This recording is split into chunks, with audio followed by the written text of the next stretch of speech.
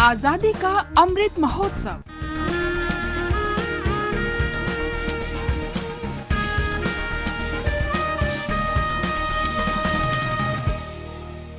आजादी का सफर आकाशवाणी समाचार के साथ। एक राष्ट्र का जन्म, भारत का गौरवशाली स्वतंत्रता संग्राम आधुनिक विश्व में घटित महानतम संघर्षों में से एक है।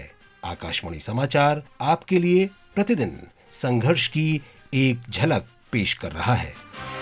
कदम कदम बढ़ाएगा, खुशी के गीत गाएगा, ये जिंदगी है कौम की तो कौम पे लुटाएगा, कदम कदम बढ़ाएगा।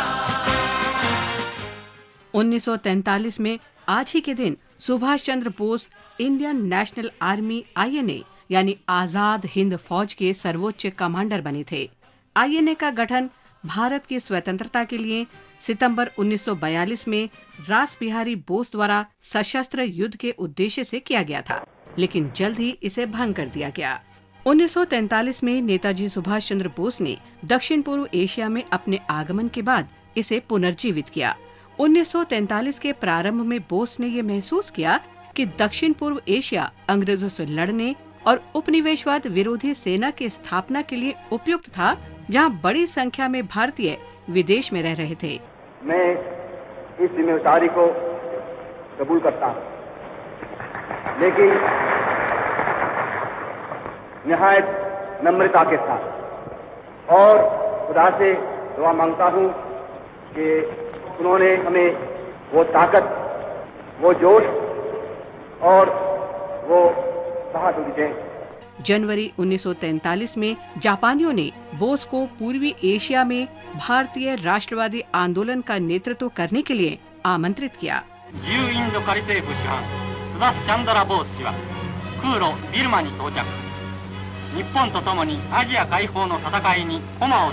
सुभाष चंद्र बोस भारत के सबसे प्रमुख राष्ट्रवादी नेताओं में से एक थे, जिनका ये मानना था कि भारत को मुक्त कराने का एकमात्र तरीका सशस्त्र संघर्ष है। I do not know how many of us who are going to participate in the coming battle will survive to see India free.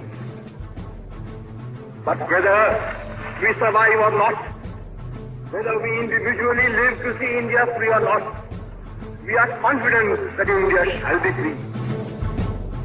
Netaji के नेतृत्व में INA ने दक्षिण पूर्व एशिया में रह रहे भारतीयों में से पूर्व कैदियों और हजारों नागरिक स्वयंसेवकों को आकर्षित किया। INA का सशस्त्र प्रतिरोध और उनका बलिदान हमेशा के लिए जनमानस की स्मृति में अंकित है। तुमी मिशेছো मोर देहेर शाने, तुमी मिलेছো मोर प्राणे। 25 अगस्त भारतीय स्वतंत्रता संग्राम के इतिहास में इसलिए भी महत्वपूर्ण है क्योंकि ये प्रसिद्ध स्वतंत्रता सेनानी गणपति अग्रहारम अन्नादुरई अय्यर नटेसन की जयंती है। उनका जन्म 1873 में तंजावुर में हुआ था। वर्ष 1900 में उन्होंने अंग्रेजी में मासिक प्रकाशन द इंडियन रिव्यू शुरू किया। इसमें ज्यादातर राष्ट्रवादी विषयों को शामिल किया गया था। 1915 में भारत आने के बाद जब महात्मा गांधी पहली बार मद्रास गए तो वे लगभग 1 महीने तक नटेसन के घर पर ही रहे। G.A. नटेसन एक अद्वितीय लेखक और पत्रकार थे। उन्होंने 1897 में स्वयं की प्रकाशन कंपनी की स्थापना की। वे बापू के भाषणों और लेखन सहित गांधीवादी साहित्य के प्रसिद्ध प्रकाशक थे। और अब आकाशवाणी समाचार के साथ आजादी के सफर की इस कड़ी को विराम देते हैं। मिलते हैं कल अगली कड़ी में।